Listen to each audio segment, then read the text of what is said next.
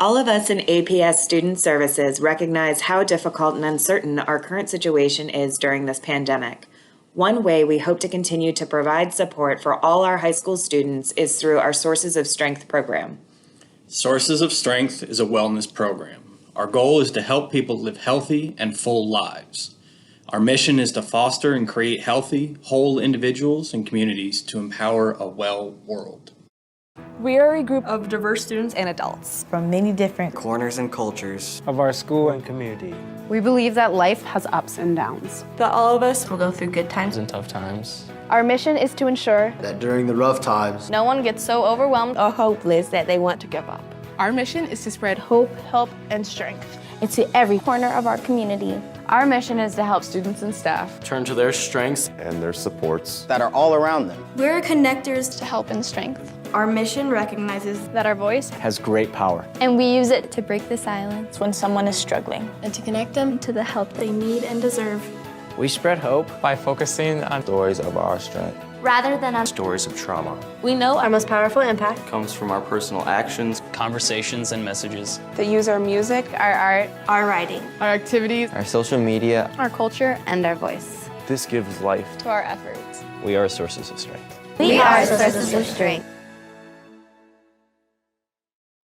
Sources of Strength is based on a philosophy of hope, help, and strength, and recognizes 8 strengths: medical access, mental health, family support, positive friends, spirituality, generosity, healthy activities, and mentors. We want to share some of our strengths with you and encourage you to share strengths with others so that we can all benefit from each other. While we still need to remain safe and keep our distance, there are many ways we can come together as a community to spread hope and build on our strengths to be physically and emotionally healthy during this time.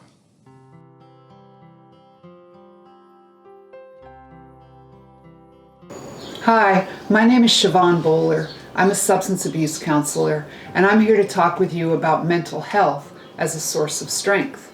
Many people have mental health as a source of strength, and they might not even realize it.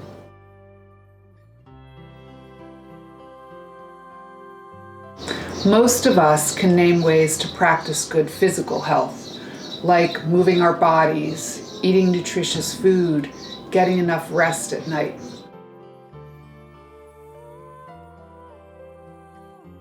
But what does it mean to practice mental health?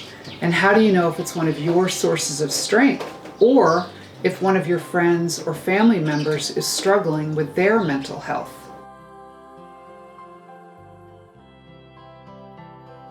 Well, first, let's talk about the big 3 emotions. These are the feelings that can be super challenging to experience. They include anger, anxiety, and sadness, or what some people describe as feeling down or maybe even depressed.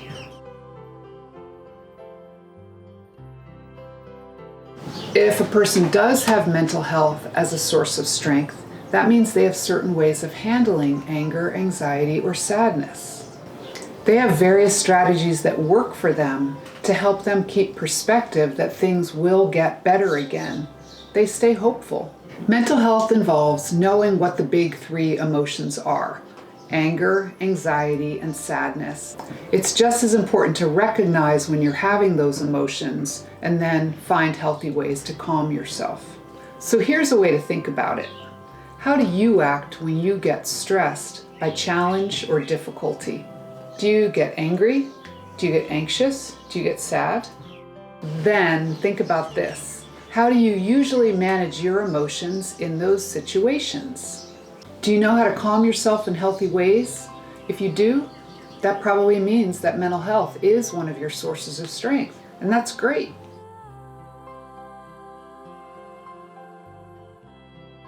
If you want to improve your mental health, there are so many different ways to do it. Lots of them involve ways to express gratitude, do healthy activities, or remembering to take time during the day to just breathe when you're feeling overwhelmed.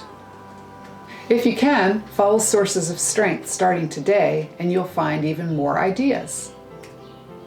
It's also important to remember that plenty of people struggle with mental health. It's not a source of strength for them, and they might need some help. So please keep in mind, everyone deserves to feel better, and there are lots of resources to help.